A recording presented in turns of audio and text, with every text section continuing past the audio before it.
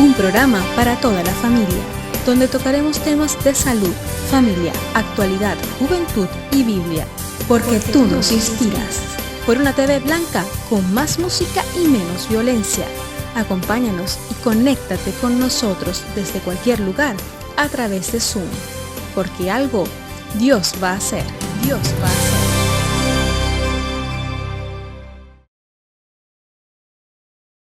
Buenas tardes, mis queridos amigos. Les saludo desde aquí, desde Badalona, Barcelona.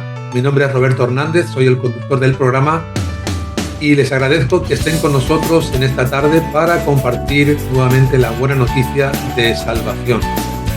Este es un programa semanal, como ustedes ya saben, y vamos a intentar transmitir un testimonio poderoso. Ustedes lo van a comprobar por sí mismos, así que no se vayan, quédense con nosotros en este tiempo. Y vamos a comenzar mencionando algunas cosas, porque hoy vamos a hablar acerca del pan, ¿verdad? El pan que nos acompaña y que está en las mesas de cada familia, de cada hogar. Es algo tradicional, ¿verdad? Comer con pan. Y el pan es importante en nuestra dieta. El pan nos acompaña en la alimentación a nivel general de la humanidad desde tiempos inmemoriales. Y de alguna forma podemos decir que se introdujo en España con los celtíberos en el siglo III a.C., por lo que ya era conocido cuando los romanos llegaron a la península. Y en España, en esa España mozárabe, el cultivo de cereales, principalmente el trigo, era suficiente para el sustento y por eso el pan era el alimento base de la dieta cotidiana. Nuestro invitado de hoy sabe de pan, créanme, mucho más que yo. Así que vamos a conversar con Antonio Chacón, quien nos atiende desde Santa Coloma de Gramenet, Barcelona, y le vamos a dar la bienvenida. Antonio, bienvenido al programa. Gracias por estar con nosotros. ¿Qué tal estás? Bien, Roberto. Un poco tenso, pero bueno. Tu pregunta y intentaré responderte. Eres tú el que lleva el programa. Muy bien, estamos en familia. Somos la familia Algo Dios va a hacer. Tenemos una audiencia amplia que nos sigue cada semana y cada testimonio es una palabra hermosa que llega a los hogares, llega a los corazones. Así que estamos dirigidos por el Señor y vamos a comenzar el programa. Porque hemos dicho que vamos a hablar de pan y qué mejor que hablar de pan con un panadero. Y la primera pregunta que quiero lanzarte es ¿a qué edad comienzas a tener relación de alguna forma diaria con el mundo del pan? Pues pronto, a los 13 años, en el 68. Cogí las vacaciones de Navidad del colegio y ya a principios ya de enero yo ya no quería estudiar más. Todos mis amigos trabajaban y convencí a mis padres porque sabía que en la panadería faltaba un aprendiz. En aquella época se cogían aprendices en todos los oficios. Lástima que ahora se haya perdido. Y empecé a trabajar y terminé los estudios primarios por las noches, hasta cumplir los 14 años, que era la edad escolar en aquella época. O sea que a los 13 años ya estaba trabajando. ¿Tenías familia dentro de la panadería que te introdujo? No. Un conocido del barrio en el obrador oficial. Yo entré de aprendiz. ¿Y qué experimentaste cuando entraste el primer día? ¿Viste todos aquellos hombres? Estaba muy contento porque todos mis amigos ya un poco más mayores que yo trabajaban y tenían una disponibilidad económica y yo quería tener unas pesetillas en el bolsillo y poner más soltura y estaba contento de poder tener un dinerillo y aportar un dinero a casa, que éramos muchos. Muy bien, muy contento, me sentía un hombrecito.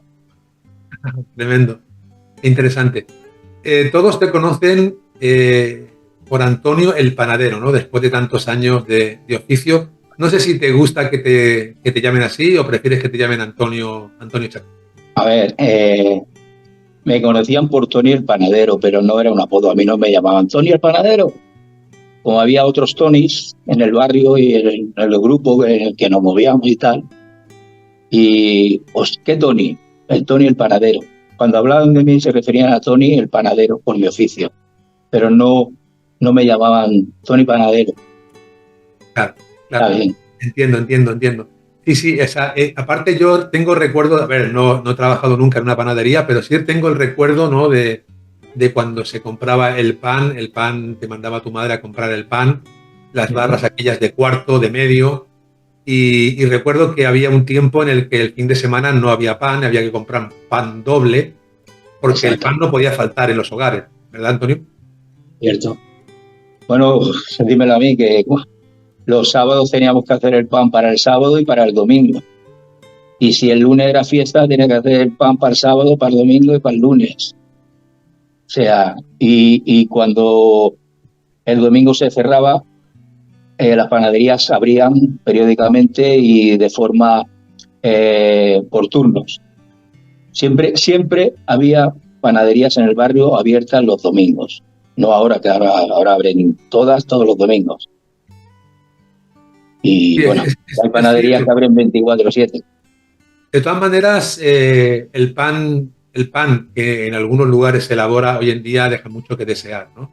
Creo que no es el mismo pan que se comía entonces, cuando nosotros éramos más jovencitos, ¿no? ¿Cuál es el proceso, Antonio, el proceso correcto, ¿no? Para elaborar la elaboración de una buena barra de pan? Bueno, como en todas las cosas y elaboraciones, producto de calidad y tiempo.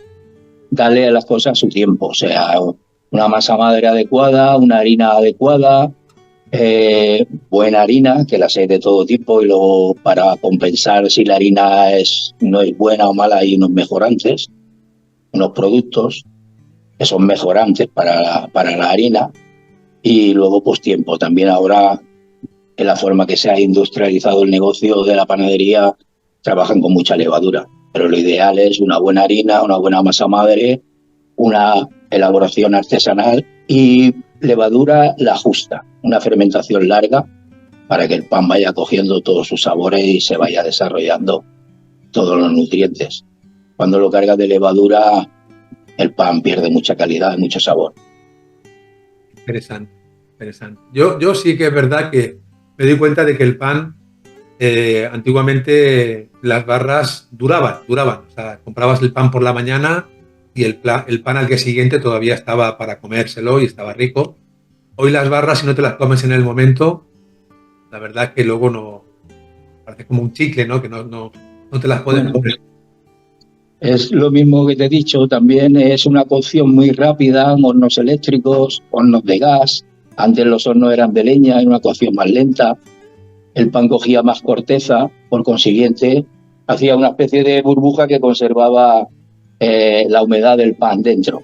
Pero aquí, por ejemplo, aquí en Barcelona, que es una ciudad muy húmeda, el pan absorbe la humedad, por eso se pone gomoso. Pero esa misma barra de pan te la llevas a un sitio como Extremadura, que son sitios secos y se aguanta más. La humedad influye mucho en el pan. El pan es el 60% es agua. Si absorbe más agua, se pone blandito, y si se seca el agua, pues se pone más crujiente, más seco. Interesante, muy interesante. Hay gente que todavía hoy en día, incluso en casa, ¿no? Elaboran el pan de forma casera, porque no les gusta el pan que a veces se comercializa en los supermercados o quizá en otras tiendas que tienen pan caliente todo el día, ¿no?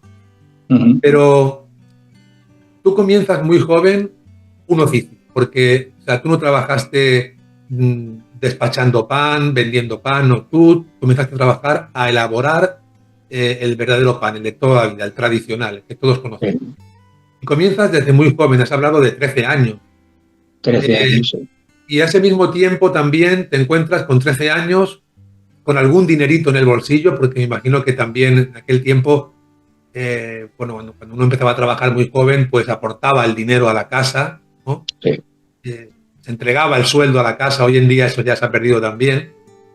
Aportaba el 100%. Yo entregaba la semana a la casa y luego mi madre me daba una asignación nos poníamos de acuerdo lo que necesitaba pues, para ir al cine, comprar alguna tontería, pero luego con el dinero que se daba en casa comía, gastos, me vestía, o sea, quiero decir que volvía a mí ese dinero.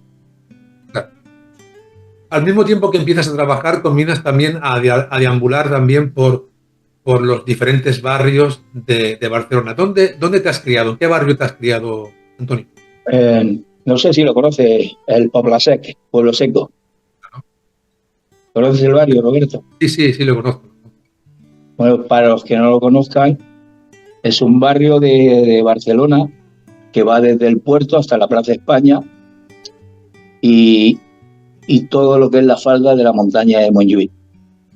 Es el barrio donde me crié, pero en la calle Poeta Cabañas, que es donde nació el Serrat, y algún que otro artista más.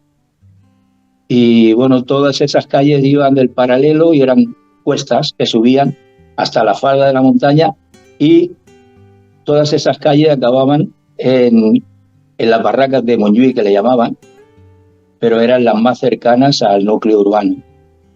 De hecho, yo trabajaba en el número 44 de Poeta Cabañas y vivía en el 148 de Poeta Cabañas. Pero a partir del número 100, que el Serrat nació y vivió en el 97 de Poeta Cabañas, a partir del número 100 aproximadamente, ya todo eran barracas, pero pertenecían a lo que era el Poblasec. Luego la fueron derribando y la fueron trasladando a diferentes, por etapas. Unas se fueron a San Cosme, otras a Pomar, otras al barrio de la Mina, en mi caso.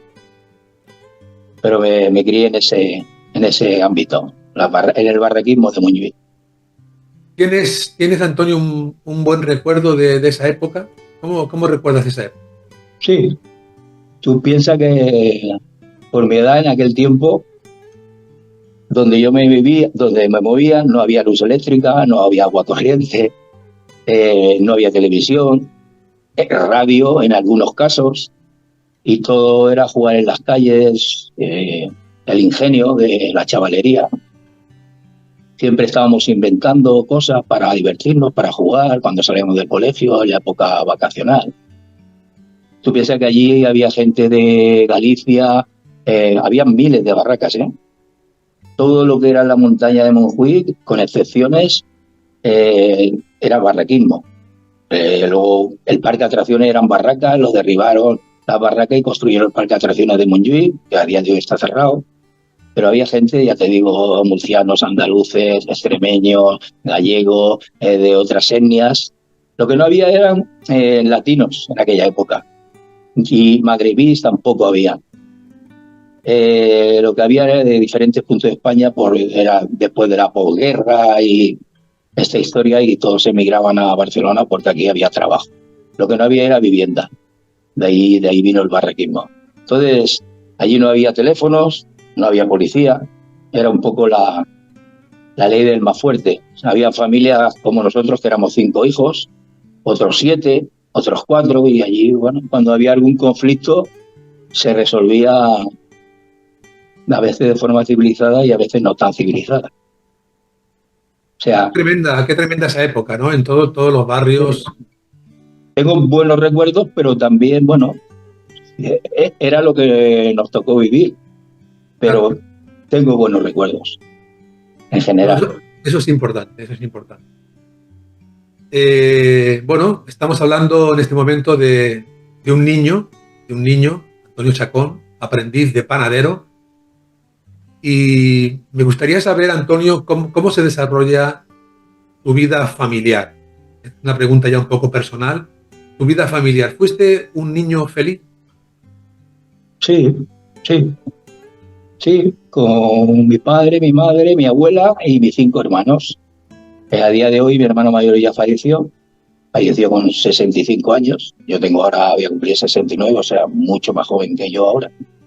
Mi hermana sigue viva y tengo 2 hermanos que creo que tú no los conoces, por debajo mío, José Luis y Emilio. A mi hermana Isabel sí que la conoces. O sea, quiere decir que sois una familia, podríamos decir, grande, ¿no?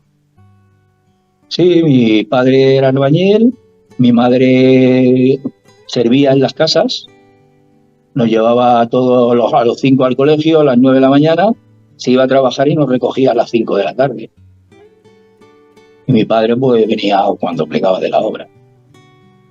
Luego cuando ya nunca nos faltó un plato de comida, pero sí algunas necesidades. Pero luego cuando empecemos a trabajar todos, trabajábamos los 8, bueno, los 7. Y bueno, digo los 8 porque a mi abuela a veces también ayudaba a mi madre. Pues las cosas fueron mejor, claro. Ya éramos 7 y 7 trabajando, pues las cosas mejoraron mucho. Como todos aportaban el dinero a casa. Esta es un poco la historia de las familias, ¿no? En Barcelona, de las cuales pues yo también me identifico, esas cosas de las que estás compartiendo. Uh-huh. La vida funcionaba así y a veces se tenía poco, pero se era feliz, ¿no? Uno era feliz, no contaba con tanta tecnología como tenemos ahora, tantos bienes materiales como se tienen ahora, pero se era feliz. La verdad que... Lo que no había eran caprichos, pero nuestras primeras necesidades estaban súper cubiertas. Nunca nos faltó ropa, calzado, ropa de abrigo, un plato de comida, pues, pero sí, que lo que eran dulces y otras cosas que hoy en día los chavales disfrutan, pues de eso la verdad es que no. Cuando pillábamos un dulce, un chocolate o algo, era una fiesta. Sí, es cierto. Regresando por un momento otra vez de nuevo a la panadería. Dime. Porque hoy tenemos este programa que vamos a hablar acerca del pan. Estamos hablando acerca del pan. Y tengo algunas curiosidades, Antonio. Porque claro, ¿tú cuánto tiempo has estado desarrollando este oficio? ¿Cuántos años has estado trabajando? Pues 52 años, Roberto. De los 13 hasta los 65. 52 años. Son muchos años, Antonio, ¿eh? Pues sí. La verdad han pasado deprisa, ¿eh? Sí, la vida pasa muy rápida, Rápido. Y yo me pregunto cuántas barras de pan habrán pasado por tus manos, ¿no? En todos estos años. Mira, un día me entretuve en contarlas, ¿Sí? entre comillas, va por toneladas. Mira, te hago un cálculo rápido. 52 años por 300 días, porque quito los días festivos y las vacaciones, aproximadamente, la cuenta de la vieja. 52 años por 300 días se multiplica todos esos días por 500 kilos diarios de harina, que se convierten en 750, 800 kilos. Cada kilo lo multiplicas por 4 barras y sobre 50 millones de barras, aproximadamente. O sea, una bestialidad. Una bestialidad. Me quedo corto, ¿eh? Porque yo estoy hablando de por cada kilo 4 barras de cuarto, pero tú sabes que la panadería se hace infinidad de pieza pequeña y... O sea, una bestialidad. Y en toneladas, un montón. A mí me parece que es un bonito oficio, ¿no? O sea, a mí me gustaba el oficio, ¿eh? Mucho.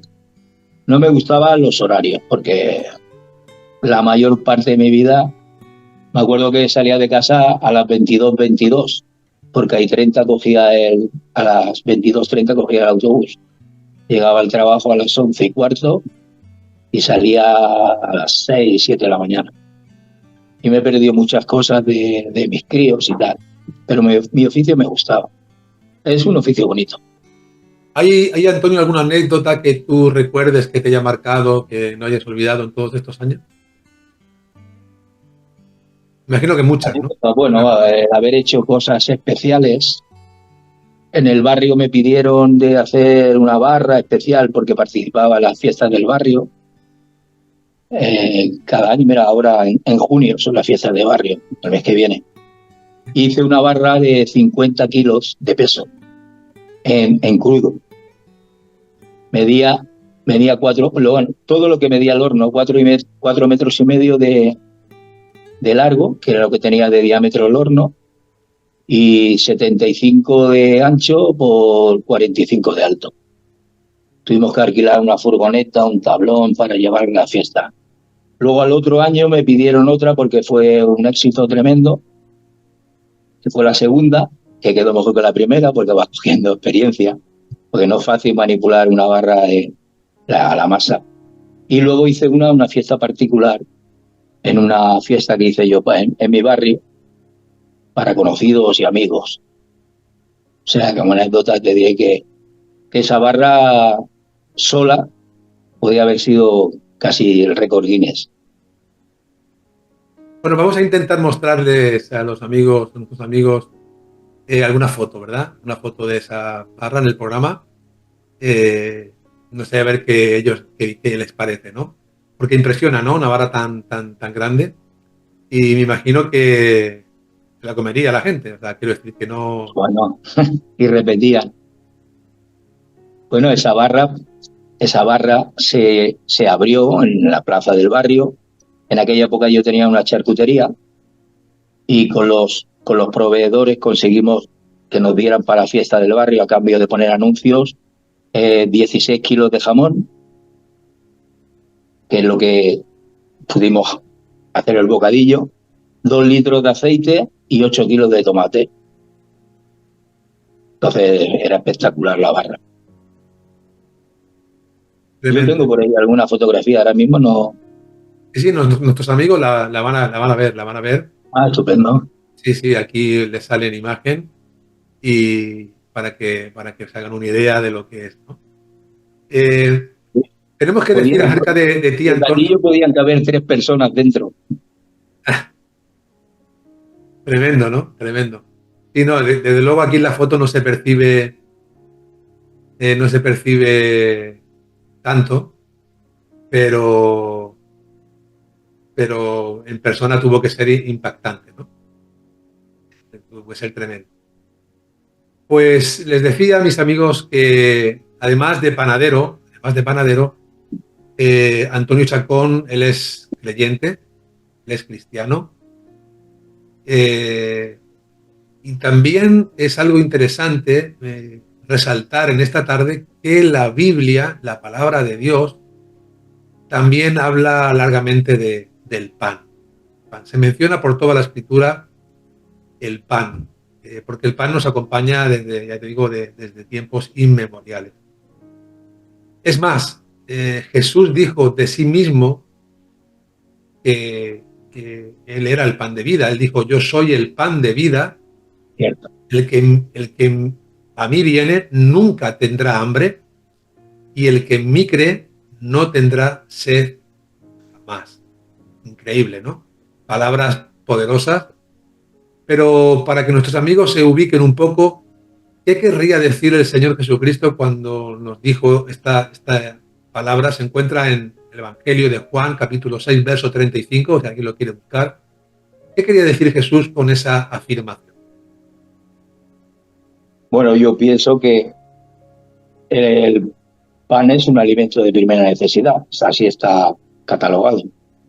Entonces creo que él se refería a que él era un alimento de primera necesidad, no para el cuerpo, que ya se encargaban bien los panaderos de aquella época y de esta época de elaborarlo y venderlo para abastecer las casas, sino que era alimento de primera necesidad para el alma. Pues también dijo, no solo el pan vive al hombre, como acabo de mencionar. Entonces, Él es el pan vivo que descendió del cielo. Si tú quieres alimentar tu alma, te tienes que alimentar de Él, que es la palabra de Dios, hecha carne.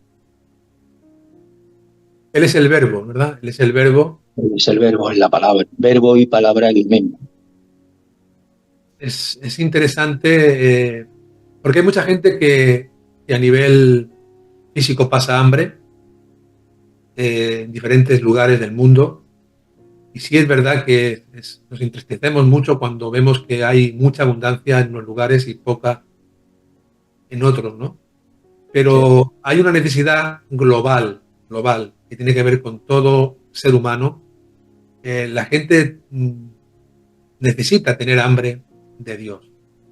Porque cuando tenemos hambre, Antonio, vamos a buscar el alimento, ¿no? Pero tenemos que ser conscientes de que hay un alimento espiritual que necesitamos para desarrollarnos y para alcanzar un conocimiento mayor de Dios. Por eso el Señor mencionó también en las Escrituras que no solo de pan vivirá el hombre, sino de toda palabra que sale de la boca de Dios. Así es. Antonio, vamos a conocerte un poquito más como persona, porque hemos hablado de que tú amas a Jesús, de que tú sirves a Jesús desde hace ya algún tiempo. ¿Con qué edad comienzas a buscar al Señor Jesucristo como una necesidad vital para tú? Bueno, más bien se cumplió la Escritura. Yo no lo buscaba a él, fue él que me buscó a mí. Él fue el que me buscó a mí. Estaba en la panadería, allá tenía 35 años, había cambiado de panadería, estaba al lado del hospital de San Pablo, y vino a trabajar un chaval de repartidor, y a los pocos meses murió su hermano, y el jefe, que no podía dejar el negocio porque hacía el reparto, me pidió como favor, como se suele decir, me cayó el marrón porque no conocía a nadie, si podía ir a dar el pésame de parte de la panadería a los familiares del chico este que se llama Miguel, a Canruti. Entonces el chaval que había muerto tenía 20 años, era la época del SIDA, chaval muy joven, y yo allí en el tanatorio de Canruti oí por primera vez el mensaje del Evangelio. Había oído hablar toda mi vida en diferentes lugares, sobre todo en los entierros de Jesucristo, que era la resurrección y la vida. Pero bueno, para mí eso era religión y yo en esa época me denominaba ateo. Pero allí oí hablar del Jesucristo, del Cristo, del Dios de la Biblia, que Juanillo con 20 años para mí era una tragedia, que había muerto, pero allí se decía que había pasado de una enfermedad horrible como era el SIDA, con 20 años había pasado a la gloria, que estaba en el cielo, que estaba con Cristo. Y bueno, a mí me impactó bastante. Es el primer contacto que tuve con el Evangelio. Y pensé dentro de mí mismo, le di el pésame a la familia, pero me impactó el mensaje del Evangelio. Luego entendí por qué me había impactado, porque el Evangelio es poder de Dios para salvación. Entonces, al escuchar yo el Evangelio con los 5 sentidos, el poder de Dios entró en mi mente, en mi corazón y me impactó. Desde entonces no podía dejar de pensar y me decía a mí mismo, si yo tuviera que creer en un Dios así, creería en el Dios que he oído, el Dios de la Biblia, no el Dios de la religión. Es que el Dios de la religión no tiene nada que ver con el Dios de la Biblia. Ese fue mi primer contacto con lo que es el conocer a Jesús, Jesucristo, el Mesías, o los 1000 atributos que tiene y todos se le quedan cortos. Es tremendo porque en un momento de tragedia, ¿no? y de muerte, tú comienzas a escuchar palabras de vida. Porque para aquellas personas, Juanillo, que así se llama, no se llamaba, se llama, había pasado de muerte, porque su enfermedad era de muerte a vida. Y aunque lloraban su pérdida, sabían que al lugar que había ido era mejor que el que estaba. Ya había dejado de sufrir, su enfermedad había sido anulada y había entrado en la presencia de Dios completamente sano. Y yo dije, qué fuerte. Si fuera verdad, pues es verdad. Los años comprobé que es verdad. Hermoso, hermoso. Cada testimonio es diferente, ¿verdad? Como sí. Dios tiene la manera de llegar al corazón de cada uno de formas diferentes. Por ejemplo, este programa es una forma diferente de llegar con el Evangelio. Hoy estás contando tu vida, tu testimonio, tu experiencia, y también está llegando a los hogares y al corazón de los que nos están escuchando y nos están viendo. Y bien, pero porque es una forma de que ellos Espero también... que sean lo suficientemente inteligentes como para ponerse en contacto con nosotros y poder explicarles y guiarles a conocer a Cristo. Porque Cristo está vivo. No se debe olvidar. De hecho, no se olvidan porque cada año lo vemos nacer para las fiestas navideñas y luego, cuando llega Semana Santa, se le ve crucificar. Pero lo que han obviado es que resucitó y Cristo está vivo. Con mayúsculas. Cristo vive con mayúsculas. Y tú y yo podemos decirle a la gente cómo pueden encontrar a ese Cristo vivo y tener una relación con Él personal como la estamos teniendo tú y yo ahora. Hablar con Él con la misma confianza o con más confianza todavía que la que estamos hablando ahora nosotros. De todas las cosas, Antonio, que has experimentado en todos estos años en relación con el Señor Jesucristo, ese Cristo vivo del que nos estás hablando, ¿qué es lo que más te ha impactado de Jesús? Su amor. Cuando pronuncio la palabra esa de su amor, me conmuevo. No puedo evitarlo. No he conocido un amor como el amor de Dios, en la persona de Cristo, que Cristo es Dios. Mas Dios muestra su amor para con nosotros, que aún siendo pecadores, mala gente que camina de una forma errónea, Cristo murió por nosotros. Ese es el amor del Padre, que entregó a su Hijo unigénito para que todo aquel que en Él cree no se pierda, mas tenga vida eterna. Es una explosión en el alma cuando llegas a entenderlo y aceptarlo. ¿Tú tienes esperanza de vida eterna, Antonio? 100%. Cuando contacté con Él, hace ya, pronto hará, fue en octubre este hecho, en octubre del 90.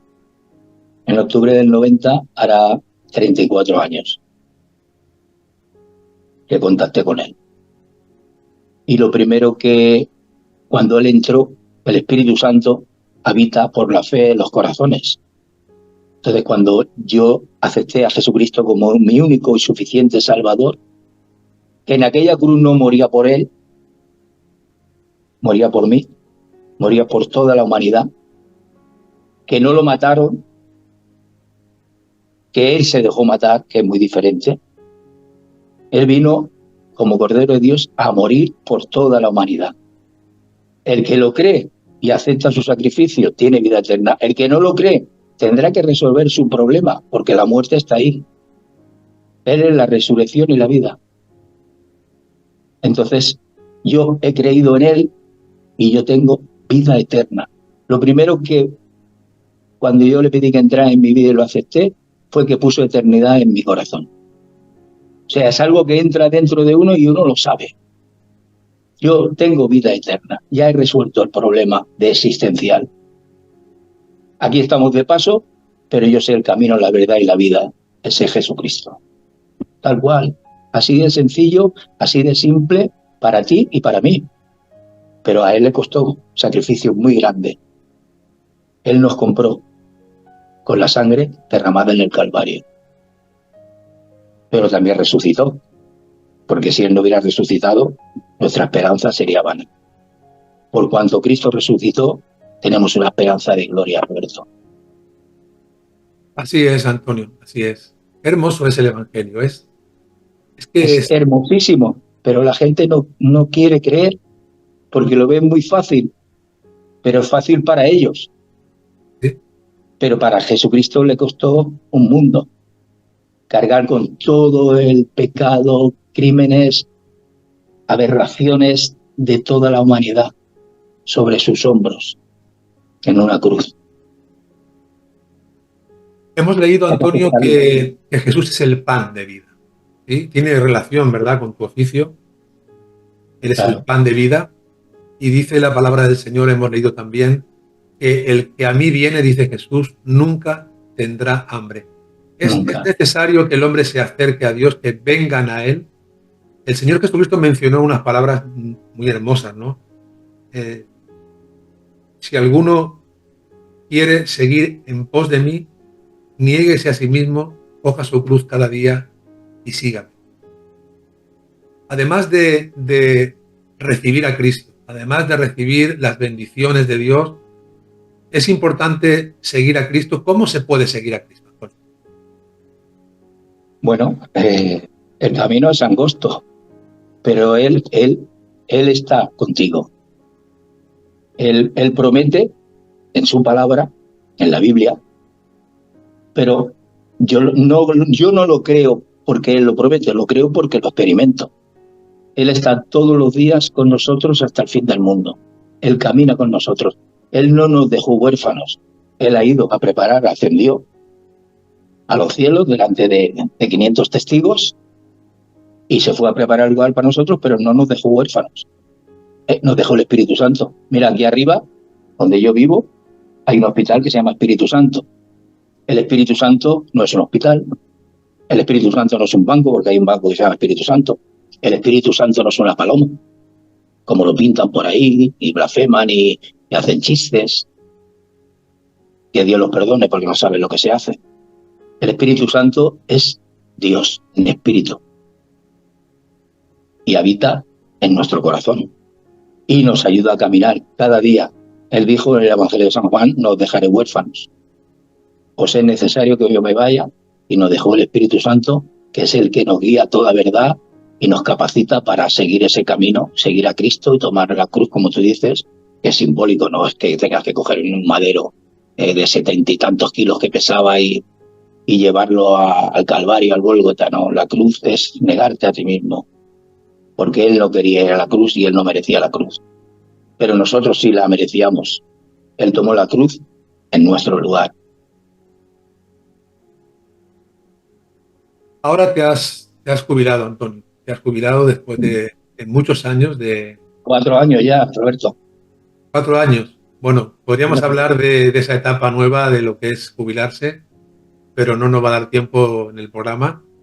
Pero sí es verdad que uno no se jubila nunca de seguir predicando algo tan importante como que Jesús es la vida y que todo aquel que en Él cree tiene vida eterna. Yo creo que es algo que sigues haciendo, sigues predicando el Evangelio siempre que puedes. Siempre que puedo. Bueno, es mi vida. No es que predique el Evangelio, es que somos cartas vivas. Yo lo que predico es la experiencia de Jesucristo, el personaje número 1 del Evangelio. El Evangelio significa que hay una buena noticia y hay una gran mentira en el mundo que podemos ahora desenmascarar. Siempre se oye popularmente: todo tiene solución menos la muerte. Ese es el mito y la mentira más grande que hay en la humanidad, porque Jesucristo quitó, dice la palabra de Dios en 1 de Timoteo 1:10, 2 de Timoteo 1:10, dice que quitó la muerte y sacó a luz la inmortalidad por el Evangelio. Entonces hay vida eterna. Jesucristo en la cruz del Calvario venció a la muerte por nosotros, sus criaturas, la humanidad. Entonces la muerte ha sido derrotada.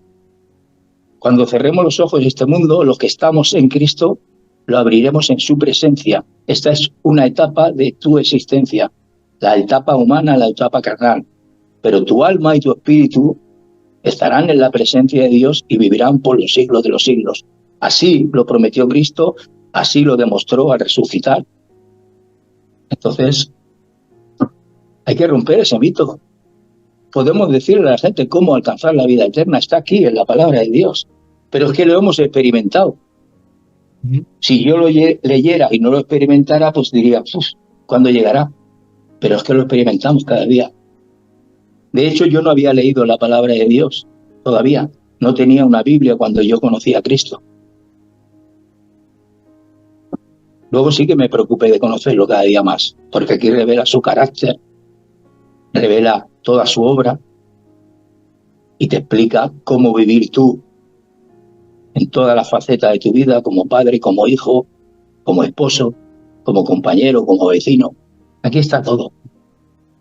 La Biblia es el libro de instrucciones para este ser llamado humano.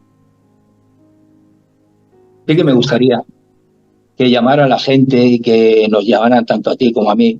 Oye, Antonio, oye, Roberto, explícame bien eso. Si lo hicieran con un corazón sencillo y humilde, llegarían a alcanzarlo. Solo hay que creer. Una pregunta que me hago, Antonio, es que tú conoces al Señor, nos has mencionado con qué edad, ya eras un hombre, cuando... 35 años tenía. Entonces tenía 2 hijos varones, ¿Sí? Y conocí al Señor en el 90 y en el 97 nació mi hija. A día de hoy tiene 27 años ya, mi Ana. ¿Y cómo reacciona tu familia cuando de repente Antonio, que siempre había vivido alejado de Dios, Sí. que Yo iba de ateo por la vida. Claro, tú te sentías que eras ateo, o sea, totalmente de espaldas a Dios.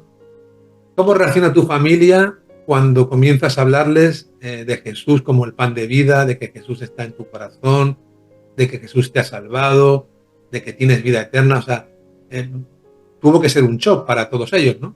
Bueno, fue bastante porque no solo fui yo, fue mi esposa también, Fina. Ellos son 7 hermanos y yo 5, nuestros respectivos padres. Yo en aquella época trabajaba en la panadería y tenía en Santa Coloma durante 11 años una charcutería, carnicería charcutería. No sé si tú llegaste a conocerla, Roberto. Sí, bueno, en algún momento creo que Bueno, sí. pues la familia fue una revolución.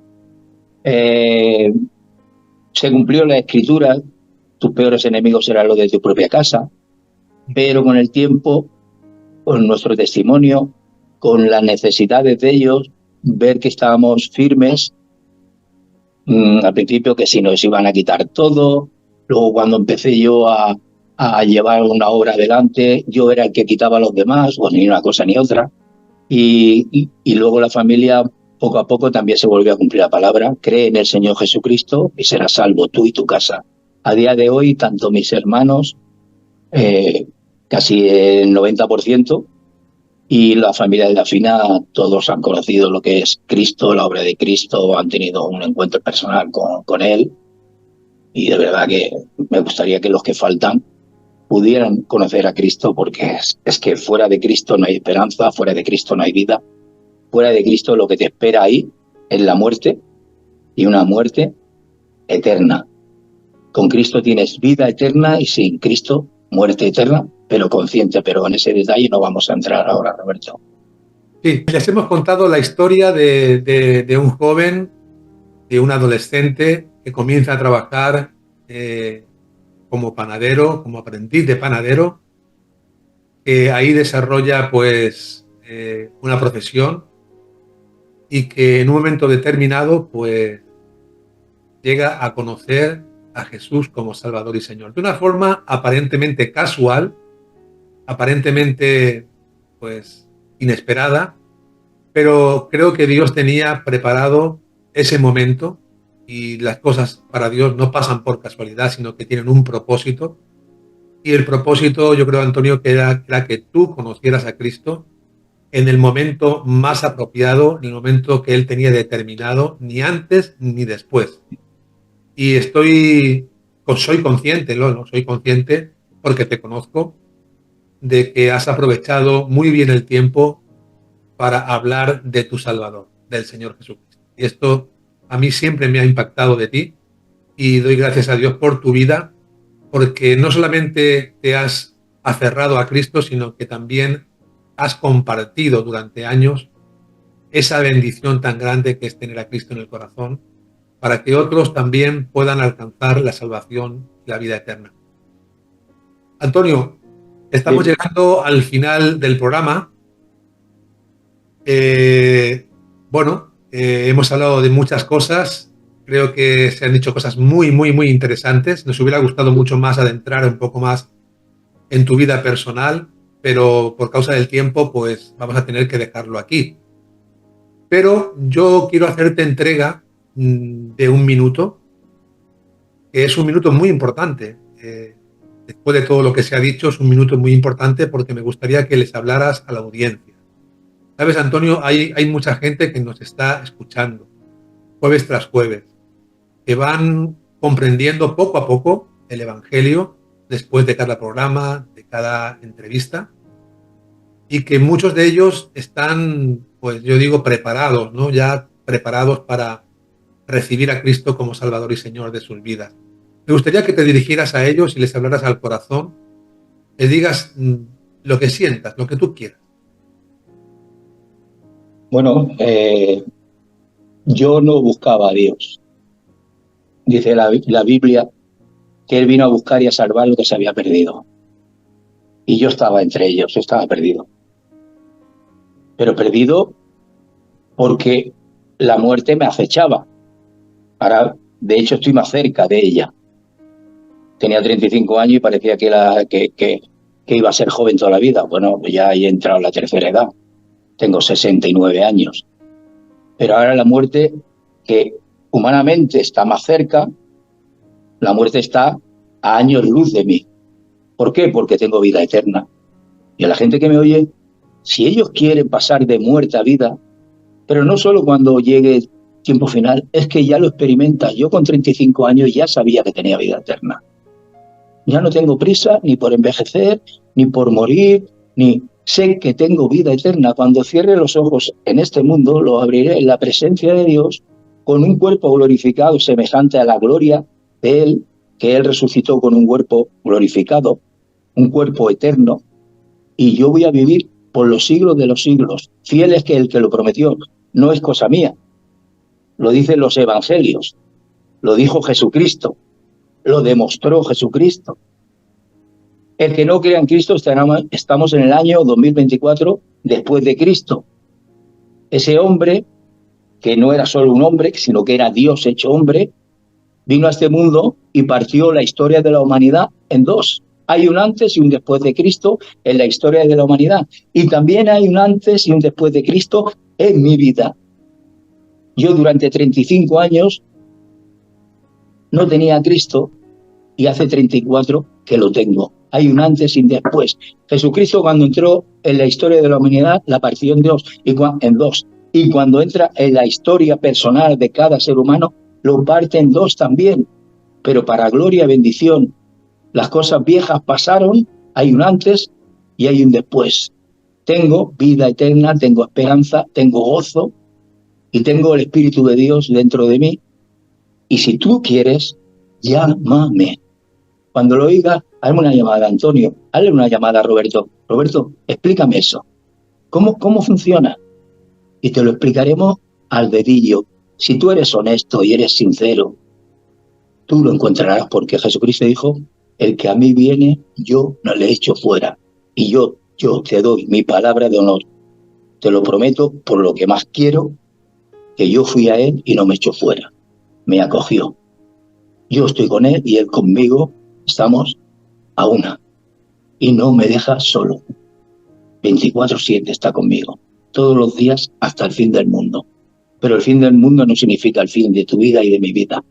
Pasaremos a la parte espiritual. Porque somos seres espirituales, almas espirituales envueltas en un cuerpo que poco a poco se va deteriorando. Pero el alma es eterna. Y esa alma es la que va a entrar en la presencia de Dios. Familia, amigos, oyentes del programa, llamar, interesaros, si es gratis. Si no, vamos a cobrar nada. Hoy en día ya no pagan ni teléfono cuando llamas. Hasta aquí lo dejo, Roberto. Pues te agradezco muchísimo, Antonio. La verdad que es una bendición que has hablado con el corazón. La verdad, Roberto, lo que experimentamos, tú sabes porque lo has experimentado igual que yo. Bien. Hace tantos años como llevo el Evangelio que te conozco. Tú eras un niño. Cuando te conocí tenías 20 años. Yo 35. Te sigo llevando 15 años. Sí, la verdad es que el Señor nos ha permitido vivir muchas cosas juntos y después de los años seguimos perseverando porque no hemos sentido una emoción momentánea, sino que hemos tomado la decisión firme de seguir a Cristo. Y como dice esta canción que es hermosa, dice: he decidido seguir a Cristo, no vuelvo atrás. Amén. No vuelvo atrás. Mis queridos amigos, tenemos que dejar el programa hasta aquí.